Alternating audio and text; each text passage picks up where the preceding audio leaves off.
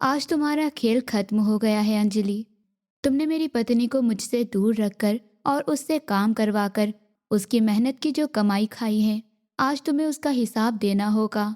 ये गरजदार आवाज़ सुनकर मैं डर गई। मेरा नाम काव्या है। हम दो बहन भाई थे और मेरे जन्म के 1 महीने बाद ही मेरे पिता का एक कार एक्सीडेंट में देहांत हो गया था। मुझे आज भी याद है जब मेरी माँ मुझे बताती थी कि मेरे पिताजी मेरे लिए खिलौने लेने बाहर गए हुए थे, तो आते टाइम उनका एक कार से एक्सीडेंट हो गया था और उनकी तभी मौत हो गई थी। मेरा भाई मुझसे 10 साल बड़ा था। उसका नाम राहुल था। मैं बहुत ही पूजा पाठ और ऊपर वाले की प्रार्थना करने के बाद हुई थी और मैं अपने माता पिता की बहुत लाडली बेटी थी। माता पिता के साथ साथ मैं अपने भाई की भी बहुत लाडली थी। मैं नहीं जानती थी कि आगे आने वाली जिंदगी में ये सारा लाड प्यार खत्म हो जाएगा। जब पिताजी का देहांत हो गया था तो भाई ने ही घर की सारी जिम्मेदारी अपने कांधों पर उठा ली थी। वो सुबह को स्कूल चला जाता था और दोपहर को स्कूल से आकर पिताजी की दुकान संभालता था। माँ भाई को इतनी कम उम्र में काम करता हुआ देखकर बहुत परेशान होती थी और वो कहती थी कि मैं तुम्हारे चाचा से कह देती हूँ, वो दुकान पर बैठ जाया करेंगे और उसमें से आधा हिस्सा हम उन्हें दे देंगे और आधा खुद रख लेंगे। तो भाई ने कहा था, नहीं माँ, ये हमारी दुकान है और मैं उसको खुद संभाल लूँगा। उन्होंने माँ को समझाया और मुझे गोद में उठाकर प्यार करने लगे। लेकिन भाई को इस तरह काम करता हुआ देखकर माँ बहुत परेशान रहने लगी और उसने फैसला किया कि वो आज ही चाचा से बात करेंगी और कहेंगी कि हमारी दुकान आज से तुम संभालोगे और उसमें से हमें जितना भी फायदा होगा हम उसमें से आधा हिस्सा तुम्हें देंगे। ये बात सुनकर वो खुश हुए थे, लेकिन वो कोई काम नहीं करते थे। वो वैसे भी एक बहुत लालची इंसान थे और वो झूठा प्यार जताते थे और दिखाते थे कि उन्हें हमारी बहुत फिक्र है, मगर ऐसा कुछ नहीं था। कुछ दिन ऐसे ही चलता रहा। भाई स्कूल जाता था और चाचा दुकान पर बैठने लगे और हम तीनों एक साथ बहुत खुश रहते थे। मैं 8 साल की थी कि जब मेरी माँ भी गुजर गई। उनकी तबीयत बहुत खराब रहती थी और मेरे चाचा की वजह से हमारी दुकान में बहुत नुकसान हो गया था, जिसकी वजह से हमारे घर में भी बहुत परेशानियां आ रही थी और इधर माँ की भी बहुत ज़्यादा तबीयत खराब थी। हमारे पास इतने पैसे भी नहीं थे कि हम शहर जाकर माँ का इलाज करा सकें। गांव के डॉक्टरों ने साफ मना कर दिया था कि तुम्हारी माँ अब ज़्यादा दिन नहीं बच सकती हैं और ऐसा ही हुआ था। जब मेरी माँ मुझे छोड़कर चली गई थी, मुझे तो ये भी नहीं पता था कि मेरी माँ अब कभी वापस नहीं आएंगी। मैं उनकी मैयत के पास बैठकर बहुत रो रही थी और उन्हें बार बार उठा रही थी। माँ के चले जाने के बाद मैं बहुत अकेली हो गई थी। राहुल भाई ने मुझे गले लगाया और बहुत ज़्यादा रोने लगे। काव्या, परेशान मत होना मेरी बहन। मैं तुम्हारा बाप भी हूँ और तुम्हारी माँ भी। मैं कभी तुम्हें अकेला नहीं छोड़ूंगा। मैं हमेशा तुम्हारे साथ रहूंगा। माँ के देहांत के बाद चाची का हमारे घर आना जाना बहुत ज़्यादा हो गया था। वो मेरे भाई के कान भरती रहती थी और उससे कहती थी कि बेटा तू शादी कर ले। बेचारी काव्या अकेले कैसे रहेगी? घर में एक औरत का होना ज़रूरी है। तुम सारा दिन दुकान पर रहते हो, बेचारी बच्ची घर पर अकेली होती है। अगर तुम शादी कर लोगे तो इसको भी भाभी के रूप में एक माँ मिल जाएगी। वो बेचारे चुपचाप खड़े होकर उनकी बातें सुनते रहे और फिर उन्होंने मेरे लिए कम उम्र में ही शादी के लिए हाँ कर दी और चाची को मौका मिलते ही उन्होंने अपनी भांजी अंजलि का रिश्ता मेरे भाई से कर दिया। अंजलि भाभी जब शादी कर कर हमारे घर आई तो मैं बहुत खुश थी। मुझे ऐसा लग रहा था कि ऊपर वाले ने मेरी प्रार्थना सुन ली हो और मुझे एक माँ मिल गई हो। मैं उनके आसपास घूमती रहती थी और उनके छोटे मोटे कामों में उनकी मदद कर देती थी। उनका व्यवहार शुरू शुरू में तो मेरे साथ बहुत अच्छा था। वो मुझे अपने हाथों से खाना बनाकर खिलाती थी और मेरे बाल बनाती थी। लेकिन उसके पीछे एक बहुत बड़ी वजह थी, क्योंकि भाई घर पर होते थे और उनके सामने वो अच्छे बनने का ड्रामा करती थी।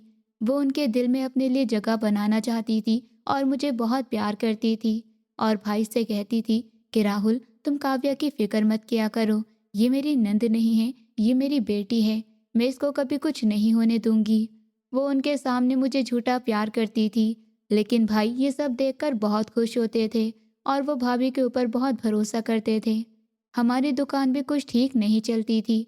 भाभी ने भाई से कहा था कि तुम ये दुकान बेच दो और बाहर जाकर काम करने लगो। जब तुम्हारे पास बहुत पैसे हो जाएंगे तो तुम आकर यहाँ पर अपना छोटा मोटा बिजनेस कर लेना। उन्होंने उनकी बात मान ली थी, लेकिन मैं नहीं चाहती थी कि वो मुझसे दूर जाएं। वो जाने के लिए अपना सामान बांध रहे थे और मैं उनकी टांग पकड़कर बहुत ज़्यादा रो रही थी। जाते टाइम उन्होंने भाभी से कहा था, मेरी बहन का बहुत ख्याल रखना, इसे कभी मेरी कमी महसूस मत होने देना। ये कहते हुए उनकी आंखों में आंसू आ गए थे। अरे तुम कैसी बातें कर रहे हो, तुम पागल हो गए हो क्या? मैंने तुमसे कहा है ना, ये मेरी बेटी है। तुम बेफिक्र होकर बाहर जाओ और बहुत पैसे कमा लो ताकि हम इसे अच्छे से स्कूल में पढ़ा सकें और इसके अच्छे से परवरिश कर सकें। भाई मुझे प्यार कर कर रोता हुआ छोड़कर चले गए और मुंबई जैसे बड़े शहर में बहुत मेहनत से काम करने लगे और शाम को हमें फ़ोन करते थे। जब भी उनका फ़ोन आता था, भाभी फ़ोन को मेरे कान से लगा देती थी और वो मुझसे बहुत प्यार से पूछते थे, कैसी है मेरी गुड़िया, खाना खा लिया? भाभी परेशान तो नहीं करती, तुम्हारा ख्याल तो रखती है ना? इतनी दूर होकर भी भाई को मेरी बहुत फिक्र रहती थी। नहीं भाई, भाभी बहुत अच्छी है, मेरा बहुत ख्याल रखती हैं और मुझे खाना भी टाइम से देती हैं। बस मुझे आपकी बहुत याद आती है, आप जल्दी से आ जाइए। भाभी ने मुझसे पहले ही कहा था, अगर तुम्हारे भाई का फ़ोन आए और तुमसे कुछ पूछे तो तुम्हें ये जवाब देना है। तो मैं उनसे वही बात कह दिया करती थी। भाई ने बहुत बार मुंबई से मेरे लिए कपड़े खिलौने भेजे थे। मेरी ज़िंदगी बहुत अच्छी गुजर रही थी और मुझे लगता था कि मेरी ज़िंदगी हमेशा ही ऐसी गुजरती रहेगी। मेरा भाई हमेशा मेरे साथ रहेगा। और फिर मेरी ज़िंदगी में कुछ ऐसा हुआ जिसने मेरी हंसती खेलती दुनिया को उजाड़ कर रख दिया। एक दिन दोपहर में भाभी के फ़ोन पर कॉल आई। उन्होंने फ़ोन उठाकर बात की तो उनका चेहरा पीला पड़ गया। उनके हाथ से फ़ोन छूटकर ज़मीन पर गिर गया। क्या उनकी आंखें खुली की खुली रह गई। क्या हुआ भाभी, आप इस तरह से क्यों देख रही हैं? मैंने उनके पास जाकर उनका हाथ पकड़कर उनसे पूछा था, काव्या, तेरे भाई का एक्सीडेंट हो गया है और बहुत खून बहने की वजह से उनकी मौत हो गई है। मैं बर्बाद हो गई हूँ, मेरा क्या होगा? अब वो इतना कहकर बहुत ज़्यादा रोने लगी। मैं ये बात सुनकर पत्थर की मूरत बन गई। मेरे पिता, मेरी माँ और मेरा भाई मुझे इस जालिम दुनिया में अकेला छोड़कर चले गए थे। मेरा रो रो कर बुरा हाल हो गया। जब उनकी लाश घर आई, मैंने उनका चेहरे पर खून देखा और एक कोने में बैठी हुई रोती रही। अब मुझे चुप कराने वाला कोई नहीं था। भाई के अंतिम संस्कार के बाद दूसरे दिन से ही हमारे घर का माहौल बिल्कुल बदल गया।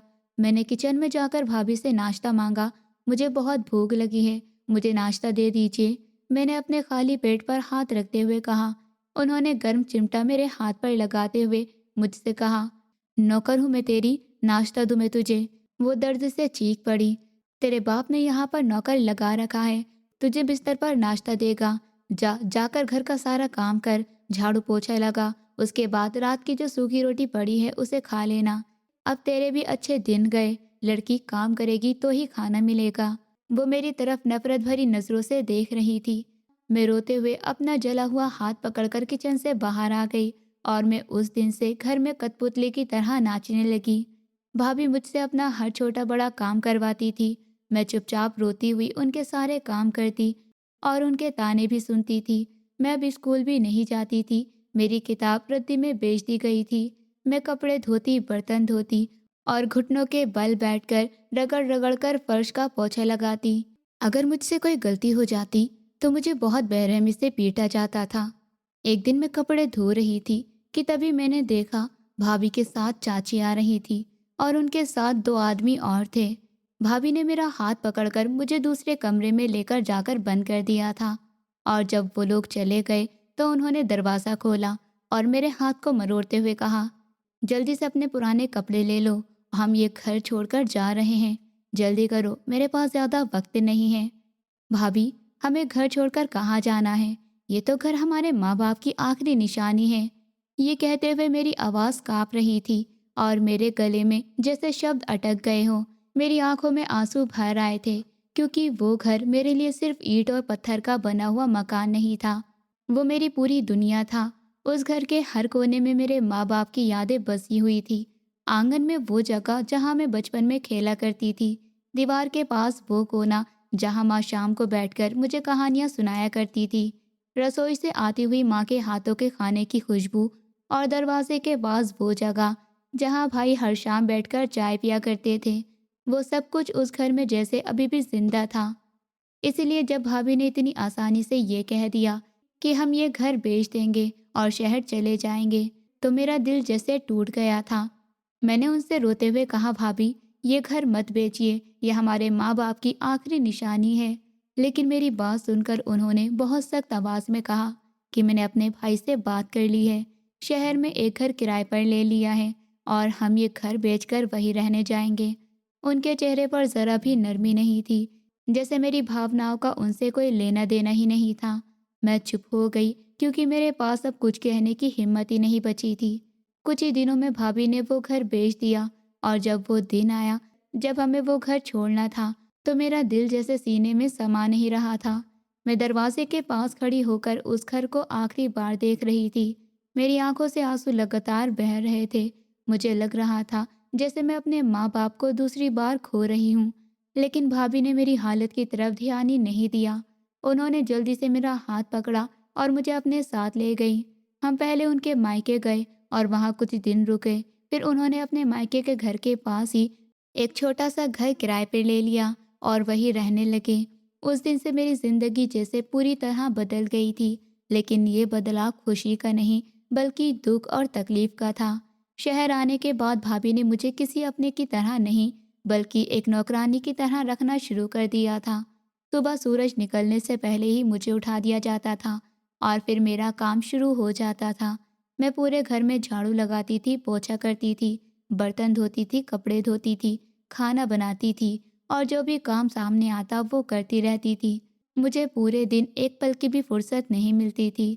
अगर कभी मैं थककर थोड़ी देर बैठ जाती तो भाभी बहुत गुस्से में चिल्लाने लगती थी और कहती थी कि क्या तुम यहाँ आराम करने आई हो। इतना ही नहीं, उनके भाई बहन भी अक्सर हमारे घर आकर रहने लगे थे और वो भी मुझे अपने नौकर की तरह ही समझते थे। कोई मुझे आवाज़ देकर कहता, काव्या ज़रा पानी ला कर दो। कोई कहता, काव्या हमारे लिए चाय बना दो। कोई अपने जूते मेरे सामने रख कर कह देता, इन्हें साफ कर दो। और अगर कभी मुझसे कोई काम थोड़ी देर से हो जाता तो वो लोग मुझे डांटते थे, जैसे मैं कोई इंसान नहीं बल्कि उनकी नौकर हूँ। मैं पूरे दिन भागती रहती थी। एक काम खत्म होता तो दूसरा शुरू हो जाता था और कभी कभी तो मुझे खुद याद नहीं रहता कि मैंने सुबह से कुछ खाया भी है या नहीं। उधर भाभी उस घर को बेचकर जो पैसे लाई थी उनसे आराम से ऐश कर रही थी। वो नए कपड़े खरीदती थी, बाहर घूमने जाती थी, अपने मायके वालों के साथ बैठकर हंसती बोलती थी और अच्छा खाना खाती थी। लेकिन मेरे हिस्से में बस काम और डांट ही आती थी। कई बार तो मुझे पेट भरकर खाना भी नहीं मिलता था। कभी बचा हुआ खाना दे देती थी और कभी सिर्फ सूखी रोटी देकर कहती थी कि यही खा लो। धीरे धीरे मेरा शरीर कमज़ोर होता जा रहा था। मेरे हाथों में ताकत नहीं बची थी। मेरे चेहरे की चमक भी खत्म हो गई थी और आंखों के नीचे काले घेरे पड़ गए थे। लेकिन किसी को इससे कोई फर्क नहीं पड़ता था। समय ऐसे ही गुजरता रहा। फिर एक दिन भाभी ने मुझे अपने पास बुलाया और बहुत ठंडे लहजे में कहा कि अब घर बेचने के पैसे खत्म होने लगे हैं, इसलिए तुम्हें एक और घर में काम करने के लिए जाना होगा। मैंने डरते हुए उनकी तरफ देखा और धीरे से पूछा कि क्यों? तो उन्होंने गुस्से से कहा कि क्योंकि अब तुम्हें काम करके पैसे कमाने होंगे।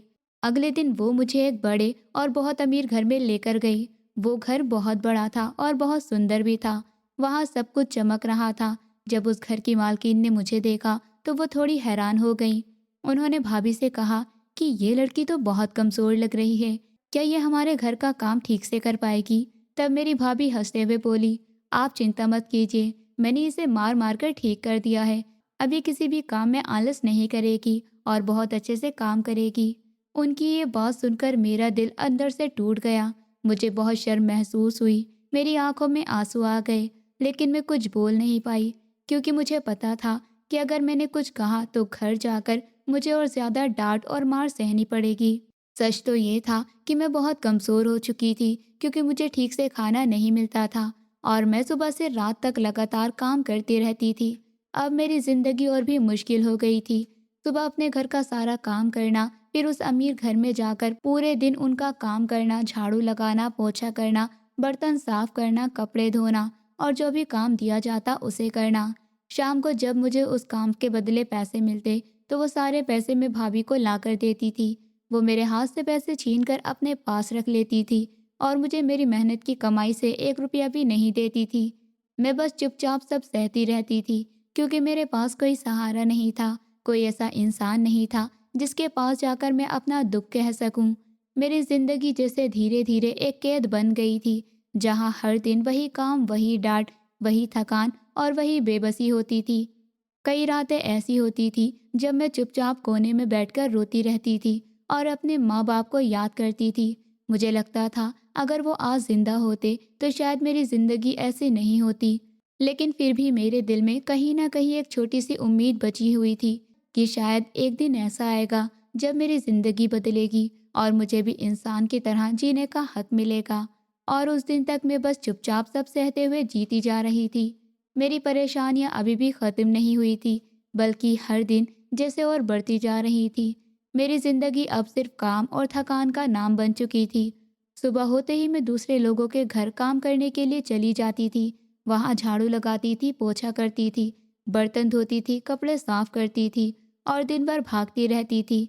जब शाम को वहां का काम खत्म होता तो मैं इतनी थक जाती थी कि मेरे पैरों में खड़े रहने की भी ताकत नहीं बचती थी। लेकिन घर लौटने के बाद भी मुझे आराम करने का मौका नहीं मिलता था, क्योंकि घर आकर भी मुझे झाड़ू पोछा करना होता था, बर्तन धोने होते थे, कपड़े साफ करने होते थे और खाना भी बनाना होता था। मैं बिना रुके लगातार काम करती रहती थी। धीरे धीरे मेरा शरीर इतना कमज़ोर हो गया था कि मेरे शरीर की सारी हड्डियां साफ दिखाई देने लगी थी। मेरा चेहरा पीला पड़ गया था, आंखों के नीचे काले गहरे बन गए थे और कई बार तो मुझे लगता था कि अब मैं बेहोश होकर गिर जाऊंगी। लेकिन फिर भी मैं चुपचाप सब सहती जा रही थी, क्योंकि मेरे पास कोई और सहारा नहीं था। एक दिन मैं फर्श पर झुककर पोछा लगा रही थी। मेरी कमर दर्द से झुक चुकी थी और हाथ कांप रहे थे। तभी भाभी अचानक मेरे पास आई। उस दिन उनके चेहरे पर अजीब सी खुशी थी। उनके हाथों में बहुत सारे शॉपिंग बैग थे, जिनमें नए कपड़े और सामान भरे हुए थे। उन्होंने मुझे आवाज़ देकर कहा, काव्या मेरी बात सुनो। और फिर उन्होंने मुस्कुराते हुए कहा कि ये कपड़े पकड़ो और इन्हें जाकर अलमारी में रख दो। परसों मेरे कजिन भाई की शादी है और वहाँ मुझे सबसे अच्छा दिखना है, इसलिए मैंने अपने लिए बहुत अच्छे कपड़े खरीदे हैं। फिर उन्होंने अचानक कहा कि तुम भी तैयार रहना, तुम्हें भी मेरे साथ शादी में चलना है।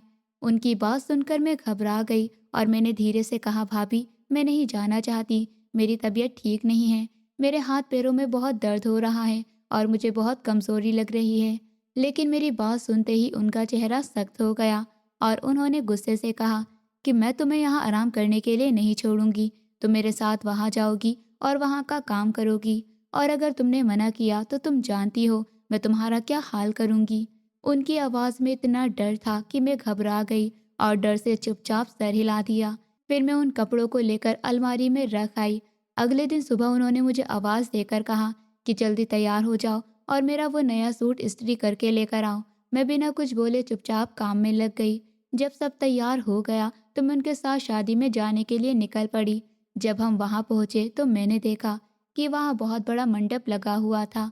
चारों तरफ रोशनी और सजावट थी। लोग अच्छे अच्छे कपड़े पहनकर इधर उधर घूम रहे थे और शादी की तैयारियां पूरे जोश में चल रही थी। भाभी बहुत सुंदर सूट पहनकर आई थी। वो बहुत सज धज कर और शान से चल रही थी और उन्होंने मुझे अपने पीछे चलने को कहा। मैं उनके पीछे चुपचाप चल रही थी, लेकिन वहाँ खड़े लोगों के बीच मैं खुद को बहुत छोटा और कमज़ोर महसूस कर रही थी। मेरे कपड़े पुराने थे, मेरा चेहरा थका हुआ था और मैं बहुत ही कमज़ोर लग रही थी। इसीलिए मैं एक कोने में जाकर चुपचाप खड़ी हो गई। तभी भाभी मेरे पास आई और बहुत सख्त आवाज़ में बोली कि मैं तुम्हें यहाँ आराम करने के लिए नहीं लाई हूँ। चुपचाप जाओ और अंदर जाकर बर्तनों का जो ढेर लगा हुआ है उसे बैठकर धोना शुरू कर दो। और खबरदार, अगर तुमने किसी को बताया कि तुम्हारा मुझसे क्या रिश्ता है, यहाँ तुम सिर्फ एक नौकर बनकर आई हो। उनकी बात सुनकर मेरा दिल टूट गया, लेकिन मैं कुछ नहीं बोली और चुपचाप अंदर जाकर बर्तनों के ढेर के पास बैठ गई और उन्हें धोने लगी। पानी बहुत ठंडा था और मेरे हाथ धीरे धीरे सुन्न होने लगे थे। मैं बहुत थकी हुई थी और मुझे बहुत तेज प्यास लग रही थी। मेरा गला सूख रहा था। तभी वहां से एक नौजवान गुजर रहा था। मैंने हिम्मत करके उससे धीरे से कहा, भाई क्या आप मुझे थोड़ा सा पानी पिला सकते हैं? उसने मुझे ऊपर से नीचे तक देखा और फिर बिना कुछ कहे चला गया। मैं फिर से बर्तन धोने लगी। कुछ ही देर बाद वो वापस आया और उसके हाथ में एक जूस का गिलास था। उसने वो गिलास मेरे हाथ में देते हुए कहा, लो इसे पी लो, तुम बहुत कमज़ोर लग रही हो। मैंने कांपते हाथों से वो गिलास लिया और इतनी प्यास लगी थी कि मैंने एक ही बार में पूरा जूस पी लिया। लेकिन जूस पीते ही मुझे अजीब सा महसूस होने लगा। मेरी आंखों के सामने सब कुछ घूमने लगा, मेरा सर चकराने लगा और मुझे लगा जैसे ज़मीन हिल रही हो। उसके बाद मुझे कुछ भी याद नहीं रहा। जब मेरी आंख खुली तो अचानक मेरे गाल पर एक ज़ोरदार थप्पड़ पड़ा। मैं डरकर उठ बैठी। मेरे सामने भाभी खड़ी थी और वो बहुत गुस्से में थी और मुझे झंझोड़ते हुए कह रही थी, हरामखोर मनहूस लड़की, यहाँ पड़ी हुई सो रही हो। मैं तुम्हें यहाँ आराम करने के लिए नहीं लाई हूँ। चुपचाप उठो और जाकर काम करो। मैं धीरे धीरे होश में आ रही थी। मेरा सर बहुत तेज घूम रहा था और मुझे बिल्कुल समझ नहीं आ रहा था कि मैं इस कमरे में कैसे आ गई और मेरे साथ रात भर क्या हुआ था। भाभी, मैं यहाँ कैसे आई? मुझे कुछ भी याद नहीं है। मुझे यहाँ कौन लाया है? ये कहते हुए मेरी आवाज़ काँप रही थी। मेरा सर भारी हो रहा था और मुझे ऐसा लग रहा था जैसे मेरे दिमाग में धुंध छा गई हो। भाभी ने मेरी बात सुनते ही गुस्से से मेरी तरफ देखा और बहुत तेज आवाज में बोली, कामचोर लड़की, काम से बचने के लिए तुम यहाँ आकर सो गई हो ताकि तुम्हें कोई देखे भी नहीं और तुमसे कोई काम भी ना करवाए। तुम बहुत चालाक हो, मैं सब समझती हूँ। उनकी बात सुनकर मैं और ज्यादा घबरा गई। मैंने धीरे से कहा, नहीं भाभी, मुझे सच में कुछ भी याद नहीं है। मैं यहाँ कैसे आई मुझे बिल्कुल याद नहीं है। इतना कहते हुए मुझे अपने पूरे शरीर में अजीब सा दर्द महसूस हो रहा था, जैसे मेरे शरीर की सारी ताकत किसी ने खींच ली हो। मुझे बहुत थकान महसूस हो रही थी, जैसे कई दिनों से मैंने आराम ही नहीं किया हो। मेरा सर बार बार घूम रहा था और आंखों के सामने सब कुछ धुंधला सा दिखाई दे रहा था। मैंने अपना सर पकड़ लिया क्योंकि मुझे लग रहा था कि मैं अभी गिर जाऊंगी, लेकिन भाभी को मेरी हालत से कोई फर्क नहीं पड़ रहा था। उन्होंने गुस्से से मेरा हाथ पकड़ा और मुझे उठाते हुए कहा कि चलो यहाँ से उठो और जाकर अपना काम करो। मैं तुम्हें यहाँ आराम करने के लिए नहीं लाई हूँ। मैं घबराई हुई हालत में उनके साथ चलने लगी। मेरे कदम लड़खड़ा रहे थे, मेरा सर चकरा रहा था और मुझे समझ नहीं आ रहा था कि मेरे साथ आखिर क्या हो रहा है। मुझे ऐसा भी महसूस हो रहा था कि मेरे शरीर के बाईं तरफ कुछ अजीब सा दर्द है, लेकिन भाभी के डर से मैंने उनसे कुछ भी नहीं कहा। मैं चुपचाप उनके पीछे पीछे चलती रही। उस समय मेरे मन में बहुत डर था और मेरे दिल की धड़कन तेज हो गई थी। थोड़ी देर बाद शादी का कार्यक्रम हो गया और फिर हम दोनों वापस अपने घर लौट आए। घर लौटने के बाद मेरी जिंदगी फिर से पहले जैसी ही हो गई थी। वही सुबह से रात तक काम करना, वही डांट, वही थकान। लेकिन अब मुझे अपने शरीर में कुछ अजीब सा बदलाव महसूस होने लगा था। मेरी तबीयत अक्सर खराब रहने लगी थी। मुझे बार बार चक्कर आने लगे थे। कभी अचानक उल्टियाँ होने लगती थी, कभी मेरा दिल घबराने लगता था और कभी मुझे इतना कमज़ोर महसूस होता था कि खड़े रहना भी मुश्किल लगने लगता था।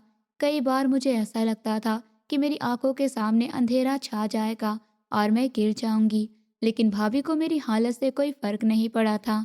मैं फिर भी हर दिन काम करती रहती थी क्योंकि मुझे डर था कि अगर मैंने काम करने से मना किया तो वो मुझे बहुत डांटेंगी। एक दिन जब मेरी हालत ज़्यादा ख़राब हो गई तो मैंने हिम्मत करके भाभी से कहा, भाभी, मेरी तबीयत मुझे ठीक नहीं लग रही है। मुझे बहुत चक्कर आते हैं और मुझे उल्टियाँ भी हो रही हैं। आप मुझे डॉक्टर के पास लेकर चलिए, शायद मुझे कोई बीमारी हो गई है। लेकिन मेरी बात सुनते ही वो गुस्से से भड़क गई। उन्होंने बहुत कठोर आवाज़ में कहा, मेरे पास इतने पैसे नहीं हैं कि मैं तुम्हें डॉक्टर के पास लेकर जाऊं और तुम्हारे इलाज पर खर्च करूं। यहाँ खड़े होकर ड्रामा मत करो। मैं सब समझती हूँ, तुम बस काम से बचने के लिए ये बहाने बना रही हो, लेकिन तुम्हारे ये बहाने मेरे सामने नहीं चलेंगे। चुपचाप जाकर अपना काम करो। उनकी ये बात सुनकर मेरा दिल टूट गया। मुझे बहुत दुख हुआ, लेकिन मैं कुछ नहीं बोली क्योंकि मुझे पता था कि अगर मैंने ज़्यादा कहा तो वो और गुस्सा हो जाएंगी। इसीलिए मैं चुपचाप वहाँ से चली गई और फिर से अपने काम में लग गई। अगले दिन जब मैं उस अमीर औरत के घर काम करने के लिए गई तो मेरी हालत पहले से भी ज़्यादा ख़राब थी। मेरे हाथ पैर काँप रहे थे, मेरे शरीर में बिल्कुल ताकत नहीं थी। मेरा दिल बहुत तेज़ धड़क रहा था और मुझे अंदर से बहुत बेचैनी हो रही थी। मैंने फिर भी झाड़ू लगाना और पोछा करना शुरू किया, लेकिन कुछ ही देर में मेरा सर घूमने लगा और मुझे लगा कि मैं गिर जाऊंगी। इसलिए मैं एक तरफ ज़मीन पर बैठ गई। उस घर की मालकिन ने मुझे बैठा हुआ देख लिया। वो मेरे पास आई और गुस्से से बोली, काव्या, तुम इतनी सुस्त क्यों हो गई हो? तुमसे ठीक से काम भी नहीं हो रहा। इतना सा पोछा लगाने में तुम्हें 2 घंटे लग गए। तुम्हारे काम करने का यही तरीका है क्या? मैंने धीरे से उनकी तरफ देखा और कमज़ोर आवाज़ में कहा, मैडम, मेरी तबीयत ठीक नहीं लग रही है। मुझे बहुत चक्कर आ रहे हैं, मेरा दिल घबरा रहा है और मुझे ऐसा लग रहा है कि मुझे अभी उल्टी हो जाएगी। मैं सच में बहुत कमज़ोरी महसूस कर रही हूँ। लेकिन मेरी बात सुनकर उन्हें बिल्कुल भी दया नहीं आई। उन्होंने सख्त आवाज़ में कहा, मुझे तुम्हारी तबीयत से कोई फ़र्क नहीं पड़ता। तुम जियो या मरो, उससे मुझे मतलब नहीं है। मुझे बस मेरे घर का काम पूरा चाहिए। मुझे मेरे घर का हर कोना साफ और चमकता हुआ दिखना चाहिए। अगर तुमसे काम नहीं होगा तो मैं तुम्हें यहाँ काम पर नहीं रखूँगी और तुम्हारी भाभी को बुलाकर तुम्हारी शिकायत कर दूँगी। उनकी बात सुनकर मैं डर गई, क्योंकि मुझे पता था कि अगर भाभी को शिकायत मिल गई तो वो मुझे बहुत डांटेंगी। इसीलिए मैं तुरंत ज़मीन से उठी और फिर से काम करने लगी। लेकिन मेरा शरीर बार बार काँप रहा था और मेरे हाथों में ताकत नहीं थी। फिर भी मैं अपने आंसू रोककर चुपचाप काम करती रही, क्योंकि मेरी ज़िंदगी में अब सहने के अलावा कोई और रास्ता नहीं बचा था। मैं उस दिन भी उस तरह काम कर रही थी जैसे हर दिन करती थी, लेकिन उस दिन मेरे शरीर में बिल्कुल ताकत नहीं बची थी। मैं फर्श पर पोछा लगा रही थी कि मेरा दिल बहुत तेज़ घबराने लगा। मेरी सांसें तेज़ हो गई और मुझे ऐसा लगा जैसे अभी मेरे पेट से सब कुछ बाहर निकल जाएगा। मैं खुद को संभाल नहीं पाई और वही फर्श के पास मुझे उल्टी हो गई। ये देखकर घर की मालकिन बहुत गुस्सा हो गई। वो गुस्से में मेरे पास आई और मुझे बहुत डांटने लगी, जैसे मैंने कोई बहुत बड़ा गुनाह कर दिया हो। वो कह रही थी कि तुम्हें ज़रा भी शर्म नहीं है, काम करने आई हो और यहाँ गंदगी फैला रही हो। अगर तुम्हारी तबीयत इतनी ख़राब थी तो घर से आई ही क्यों? उनकी डांट सुनकर मेरा सर और झुक गया। मुझे बहुत शर्म और डर महसूस हो रहा था। मैंने जल्दी से खुद को संभाला, पास रखे घड़े से थोड़ा सा पानी पिया और कांपते हाथों से वही की सफाई करने लगी। लेकिन उस समय मेरे लिए काम करना बहुत मुश्किल हो गया था। मेरे हाथ बार बार कांप रहे थे और आंखों के सामने अंधेरा सा छा रहा था। फिर भी मैं किसी तरह काम करती रही, क्योंकि मुझे डर था कि अगर मैंने काम छोड़ा तो वो मुझे भगा देंगी और फिर भाभी मुझ पर और गुस्सा करेंगी। उस घर के काम करते हुए मुझे कई बार चक्कर आते थे। कई बार तो ऐसा होता था कि मैं अचानक चक्कर खाकर गिर जाती थी। लेकिन वो मुझे इस तरह डांटती थी कि मुझे मजबूर होकर फिर से उठना पड़ता था और दोबारा काम में लगना पड़ता था, जैसे मेरी तबीयत या दर्द की कोई कीमत ही नहीं थी। उस दिन जैसे तैसे करके काम खत्म करके जब मैं घर पहुंची तो देखा कि भाभी आराम से कुर्सी पर बैठी अमरूद खा रही थी। उन्होंने मुझे देखते ही ताने भरे अंदाज में कहा, आ गई महारानी, इतनी देर लगा दी। एक घर का काम करने में इतनी देर लगती है। अगर मैं सोचती रहती तो तुझे 1-2 घर में और लगा देती, थोड़े और पैसे आ जाते। लेकिन तू हरामखोर, तुझसे तो एक घर का काम भी ठीक से नहीं होता।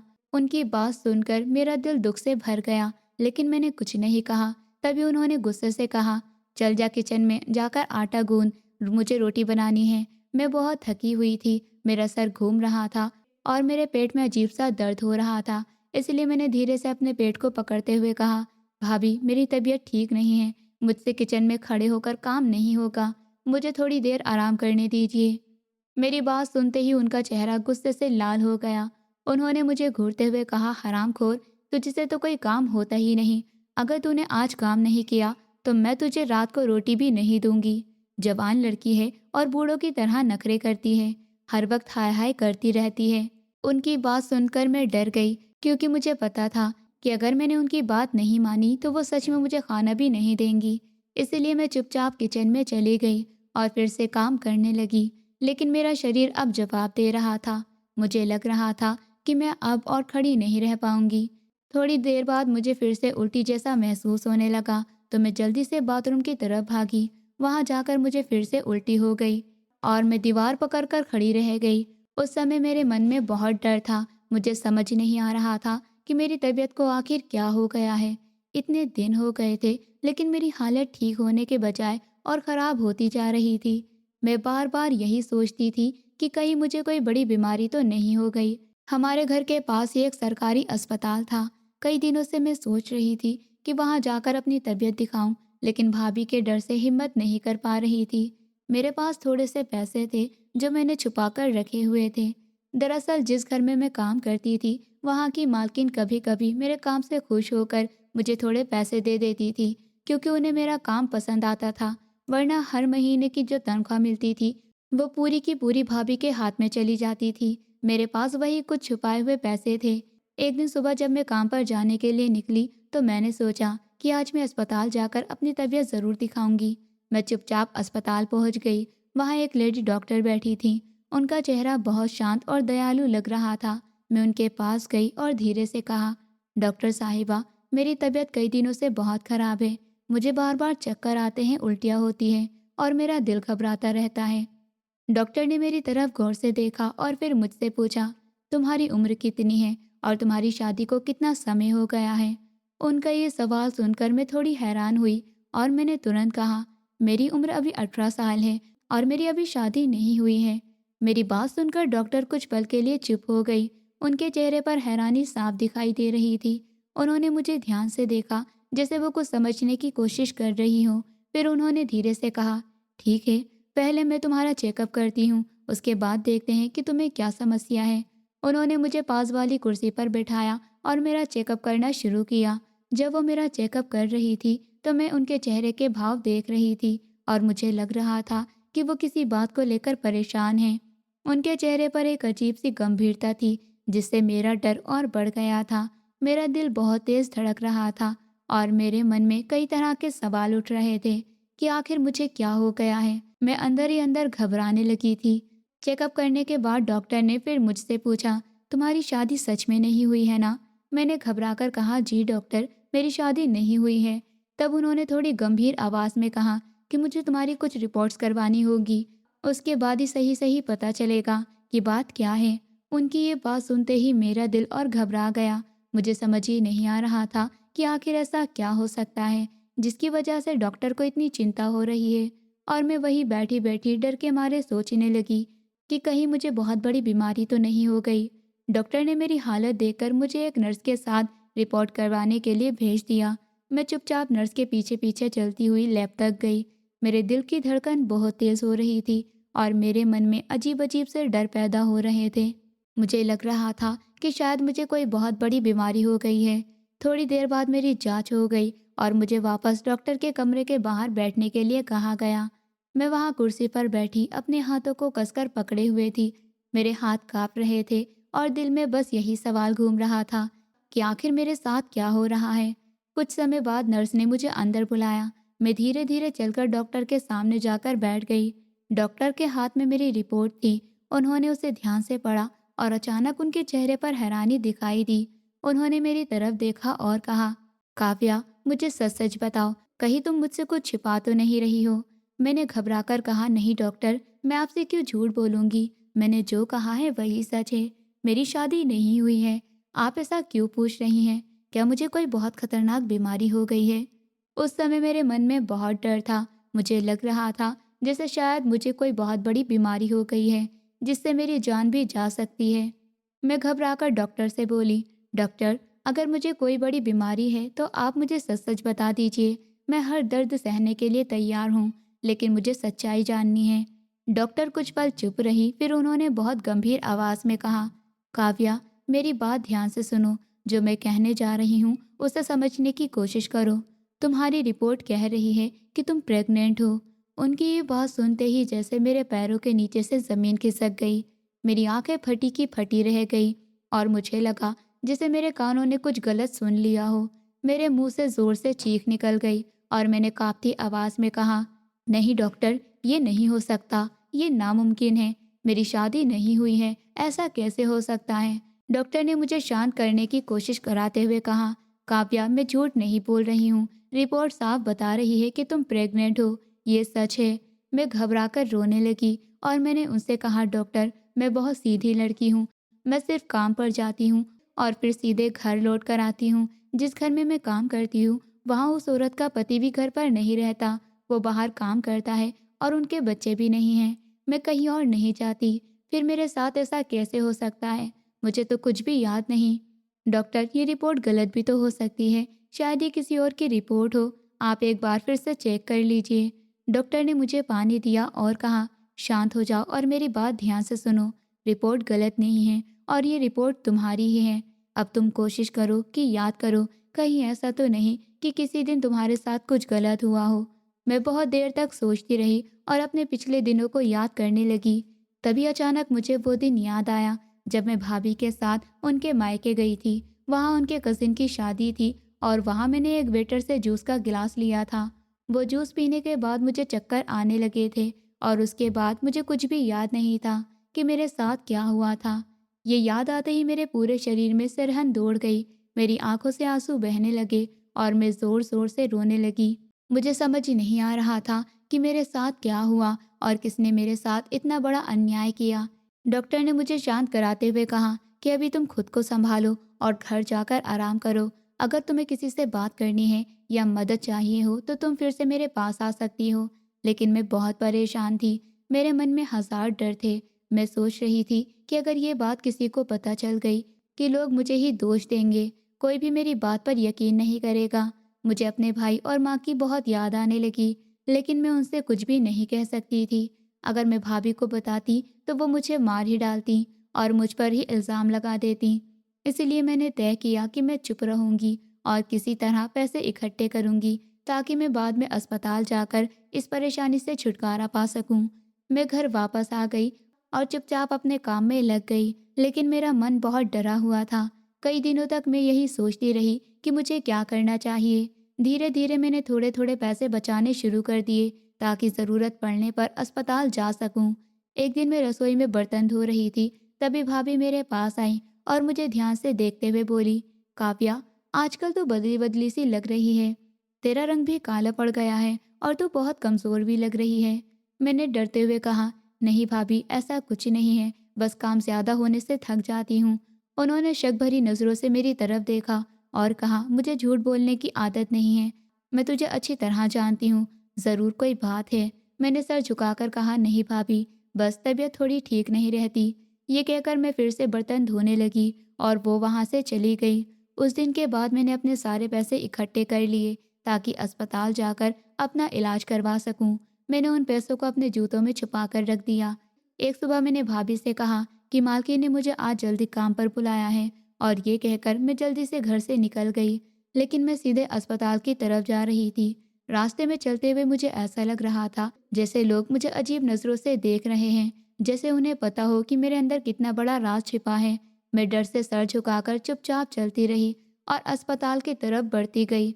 मेरे दिल में डर भी था और दर्द भी, क्योंकि मुझे नहीं पता था कि आगे मेरी जिंदगी किस मोड़ पर जाने वाली है। मैं अस्पताल के गेट के सामने पहुंची थी कि तभी मेरे छोटे से बटन वाले फ़ोन पर एक अनजान नंबर से कॉल आई। वो फ़ोन बहुत सस्ता था और भाभी ने मुझे सिर्फ इसलिए दिया था ताकि अगर उन्हें मुझे काम से तुरंत बुलाना हो तो वो कॉल कर सकें। मैं थोड़ी घबराई हुई थी, फिर भी मैंने फ़ोन उठा लिया। दूसरी तरफ एक अजनबी आदमी की आवाज़ थी। वो धीमी लेकिन साफ आवाज़ में बोला, काव्या, तुम्हें अपना एबॉर्शन कराने की ज़रूरत नहीं है। तुम्हारे पेट में मेरा बच्चा है, तुम उसे मत गिराओ। अगर तुम इस बच्चे को जन्म देती हो तो मैं तुम्हें 5 करोड़ रुपए दूंगा। उसकी बात सुनते ही मेरे हाथ कांपने लगे और दिल तेजी से धड़कने लगा। मुझे समझ ही नहीं आया कि यह आदमी कौन है, उसे कैसे पता कि मैं अस्पताल आई हूँ और वो कैसे कह रहा है कि मेरे पेट में उसका बच्चा है। मैं पूरी तरह डर गई थी। मेरे दिमाग में हजारों सवाल घूमने लगे। मुझे ये भी समझ नहीं आ रहा था कि वो मुझे इतने पैसों का लालच क्यों दे रहा है। वो आखिर मुझसे क्या चाहता है। फोन कटने के बाद मैं बहुत देर तक वहीं खड़ी रही, लेकिन डर और उलझन की वजह से मेरे अंदर अस्पताल के अंदर जाने की हिम्मत ही नहीं हुई। मैं धीरे धीरे वापस घर लौट आई। रास्ते भर मेरा दिमाग उसी बात में उलझा रहा कि मुझे क्या करना चाहिए। क्या मैं इस बच्चे को जन्म दूं या फिर सब कुछ खत्म कर दूं? घर पहुंचकर भी मेरा मन शांत नहीं हुआ। मैं चुपचाप अपने काम में लगी रही, लेकिन मेरे चेहरे की घबराहट भाभी से छिप नहीं सकी। उन्होंने मुझे गौर से देखा और तुरंत समझ गई कि कुछ गड़बड़ है। वो गुस्से में मेरे पास आई और चिल्लाते हुए बोली, मनहूस लड़की, मेरे पीछे तूने क्या किया है? कहाँ जाकर अपना मुंह काला करके आई है? सच बता मुझे। उनकी आवाज़ में इतनी तेजी थी कि मैं डर से कांपने लगी। मैंने रोते हुए कहा, भाभी, मुझे सच में कुछ नहीं पता, मैं कसम खाकर कहती हूँ, मैंने कुछ गलत नहीं किया। लेकिन उन्होंने मेरी एक भी बात नहीं सुनी। गुस्से में उन्होंने पास पड़ी लकड़ी उठाई और मेरी कमर पर जोर से मार दी। दर्द से मेरी जोर से चीख निकल गई और मैं ज़मीन पर गिर पड़ी, लेकिन उनका गुस्सा फिर भी शांत नहीं हुआ। उन्होंने मेरे बाल पकड़कर मुझे घसीटा और चिल्लाते हुए बोली, आज ही तुझे अस्पताल ले जाकर तेरे पेट का ये पाप खत्म करवाऊंगी। तू मेरी इज्जत मिट्टी में मिलाना चाहती है, लेकिन मैं ऐसा नहीं होने दूंगी। मैं दर्द से तड़पती हुई ज़मीन पर घिसटती जा रही थी, लेकिन वो मुझे खींचती हुई घर से बाहर ले आई और गुस्से में अस्पताल की तरफ घसीटते हुए ले जाने लगी। मेरे शरीर में बहुत दर्द था, लेकिन उनके डर से मैं कुछ भी नहीं कर पा रही थी। और कुछ ही देर में वो मुझे खींचते हुए फिर से उसी अस्पताल के गेट तक ले आई, जहाँ कुछ समय पहले मैं खुद खड़ी होकर अपनी ज़िंदगी का फैसला करने आई थी। भाभी मुझे घसीटते हुए अस्पताल के अंदर ले जाने ही वाली थी कि तभी अस्पताल के गेट के सामने एक बहुत बड़ी और महंगी गाड़ी आकर रुकी। उस गाड़ी का दरवाज़ा खोला और उसमें से एक बहुत ही हैंडसम और रौबदार नौजवान बाहर उतरा। उसने आते ही हमारी तरफ कदम बढ़ाए और सीधा भाभी के सामने आकर खड़ा हो गया। फिर उसने बहुत ठंडी लेकिन मजबूत आवाज़ में कहा, आप ऐसा नहीं कर सकती। उसकी बात सुनकर मैं हैरान रह गई, क्योंकि मुझे समझ ही नहीं आ रहा था कि ये आदमी कौन है और ये मेरी भाभी से इस तरह क्यों बात कर रहा है। वो आदमी आगे बढ़ा और उसने धीरे से मेरा हाथ पकड़ लिया। फिर मेरी तरफ देखकर बोला, काव्या, मुझे तुमसे बहुत ज़रूरी बात करनी है। और फिर उसने गहरी सांस लेकर कहा कि मैं कोई अजनबी नहीं हूँ, बल्कि तुम्हारे पेट में जो बच्चा है मैं उसका पिता हूँ। मेरा नाम शौर्य है और तुम मेरी पत्नी हो। उसकी ये बात सुनते ही जैसे मेरे पैरों तले से ज़मीन खिसक गई। मैं पूरी तरह सुन रह गई, क्योंकि मेरी तो कभी शादी ही नहीं हुई थी। फिर ये कैसे कह सकता है कि मैं उसकी पत्नी हूँ।